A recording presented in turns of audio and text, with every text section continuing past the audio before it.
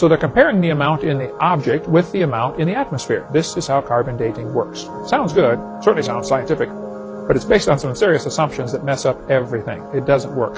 Here's some examples of how carbon dating doesn't work. We'll go in chronological order here. Back in 1949, an article came out in Natural History magazine. It said the lower leg of a mammoth dated 15,000 years old, but the skin dated 21,000 years old. It didn't work in 1949. 1963. A living mollusk shell, carbon dated at 2,300 years old. Well, here we are 14 years later, carbon dating is still not working. Okay? 1970, this article came out and they said, if a carbon date supports our theories, we put it in the main text. If it is not entirely contradicting, we put it in a footnote. If it's completely out of date, we just drop it. 1971, a freshly killed seal, carbon dated at 1,300 years old. Still not working, folks. Okay? 1975, a baby mammoth was found frozen. Part of it dated 40,000 years old, another part was 26,000 years old, and the wood next to it is 9,000 years old. Still not working in 1975. 1981, they tried it again.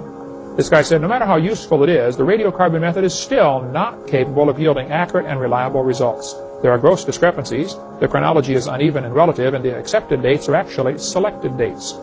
This whole blessed thing is nothing but 13th century alchemy. It all depends upon which funny paper you read. Still not working. 1984. Shells from living snails were carbon dated at 27,000 years old. Still not working.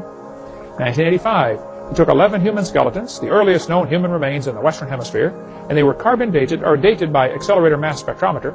All 11 dated 5,000 radiocarbon years or less.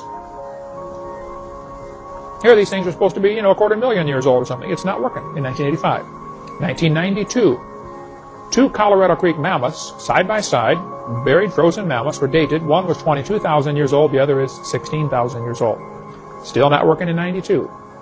In 1996, at Berkeley University, they've got the Geochronology Center. Carl Swisher used the most advanced techniques to date human fossils.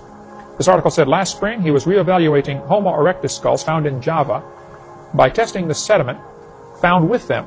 A hominid species assumed to be an ancestor of Homo sapien, erectus was thought to have vanished 250,000 years ago.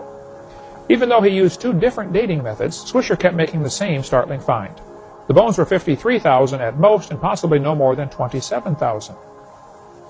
Well, I would like to point out, Your Honor, that is a 96% error.